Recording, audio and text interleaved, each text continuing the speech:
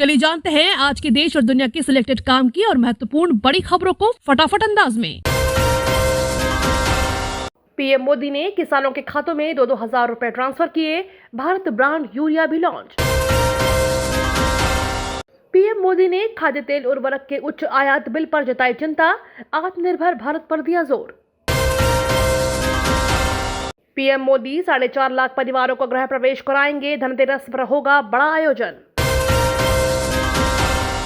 राहुल गांधी का भाजपा पर निशाना। कहा छोटे और मध्यम उद्योगों के लिए हानिकारक कदम उठा रही है।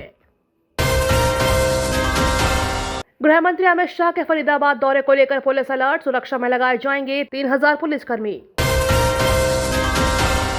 आरबीआई के अधिकारी किंगफिशर, यस बैंक जैसे घोटालों में शामिल। सुब्रमण्यम स्वामी का आरोप। सुप्रीम कोर्ट ने सीबीआई जांच की मांग वाली याचिका पर नोटिस जारी किया।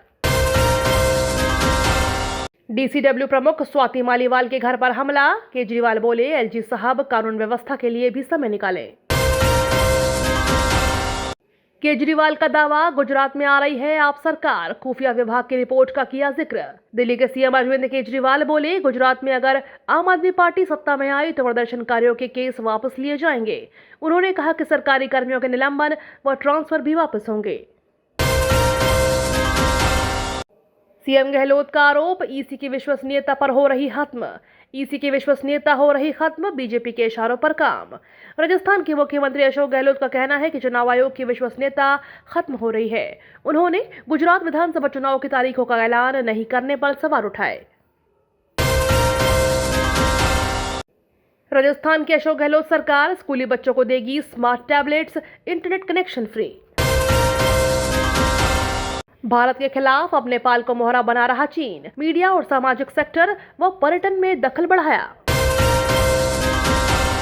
रूसी सेना ने यूक्रेन पर किए ड्रोन अटैक। कई इमारतें तबाह। 100 से ज्यादा इलाकों में बिजली गुल। भारी ट्रैफिक वाले स्टेट हाईवेज को टेक ओवर कर सकती है केंद्र सरकार। गडकरी ने बताया प्लान। गडकरी ने कहा कि केंद्र सरकार स्टेट हाईवेज को 4 या 6 लेन का करेगी और राज्य को एसेट वापस सौंपने से पहले 25 साल तक टोल वसूलेगी। केंद्रीय कर्मचारियों के लिए गुड न्यूज, मिल गया दिवाली गिफ्ट। डीए के बाद अब ट्रैवल अलाउंस भी बढ़ाया।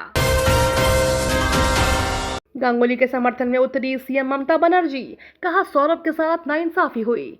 पश्चिम बंगाल की मुख्यमंत्री ममता बनर्जी पूर्व भारतीय क्रिकेटर सौरभ गांगुली के समर्थन में उतर आई है। उन्होंने कहा कि दुनिया को सौरभ गांगुली पर गर्व है। वह खुद को एक खिलाड़ी के रूप में साबित कर चुके थे और वह अध्यक्ष के रूप में बीसीसीआई में अच्छे प्रशासक थे।